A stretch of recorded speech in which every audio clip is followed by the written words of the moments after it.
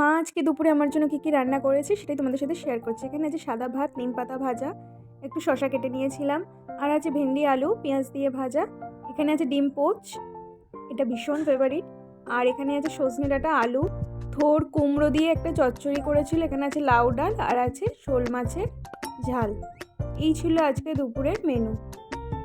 এর মধ্যে ডিম পোচটা আর শোল মাছের ঝাল আর ভেন্ডি ভাজাটা ভীষণ ফেভারিট। নিম পাতাটা অনেক দিন পর খেলাম। চলো আর দেরি না করে চটপট খেয়ে নেওয়া যাক। তোমরাও কে কী খেলে শেয়ার করো। মা আজকে দুপুরে আমার জন্য কী রান্না করেছে সেটাই তোমাদের সাথে শেয়ার করছি। এখানে আছে সাদা ভাত, নিম পাতা ভাজা, একটু শসা কেটে নিয়েছিলাম, আর আছে ভেন্ডি আলু পেঁয়াজ দিয়ে ভাজা। এখানে আছে ডিম পোচ, এটা ভীষণ ফেভারিট।